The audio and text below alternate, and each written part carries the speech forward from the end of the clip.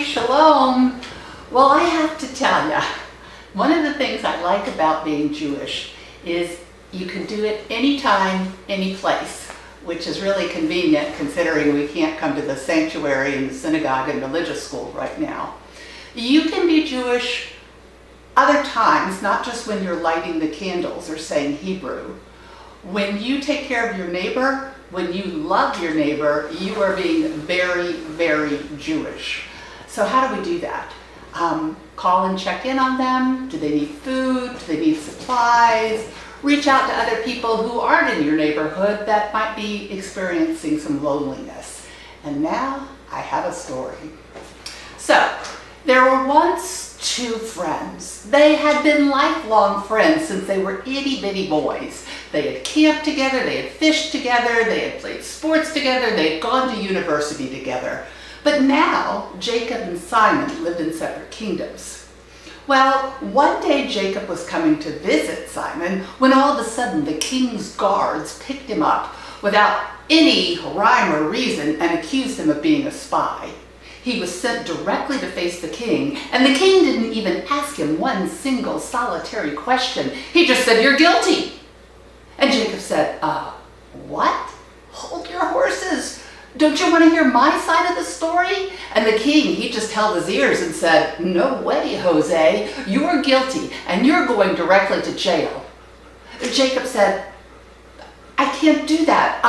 Please, give me 60 days. My wife, my children, they don't know what's happened to me. Let me go back to my kingdom, tell my wife, tell my children goodbye, and let me sell my business so that they're taken care of, and then I promise you I will come back within 60 days.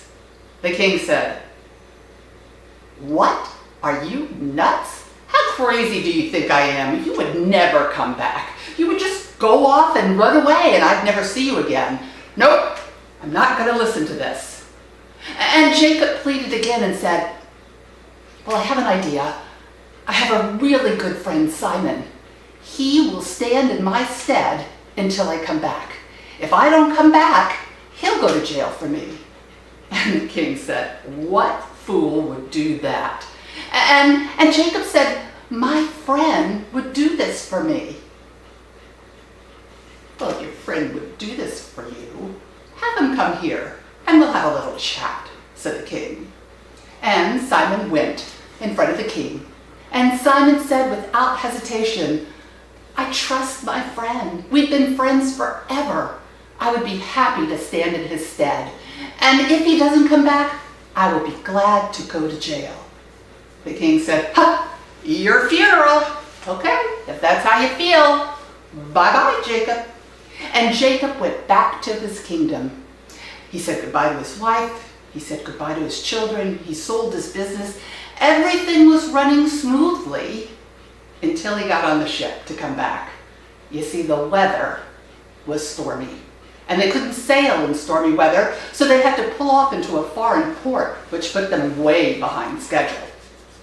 Well, meanwhile, back at the palace, the king said, "Tick-tock. Time's up. Okay, Simon, you're going to jail and we are throwing away that key forever. Your life is going to be horrible." About the time he said that, Jacob comes screeching into the throne room and said, "Stop, stop, I'm back. I'm sorry, I had some travel problems, but I'm here. I will go to jail." And Simon said, "You can't go to jail. You can't go to jail because you have a family, you have a wife. No, that can't be. I'll go to jail for you." And Jacob said, "No, you can't do that. You weren't the one accused of being a spy." Well, this went back and forth, and finally the king said, "Enough! Stop it! Just stop it." And he thought for a minute, and he said, "Neither one of you are going to jail if you do one thing." And they looked at him, and he said, "You have showed me what friendship truly is. The trust and the loyalty you have towards each other is absolutely amazing. Neither one of you have to go to jail if you will let me be in your circle of friends." Well, I guess you figured out what happened. Remember, love thy neighbor more than ever. Have a great week.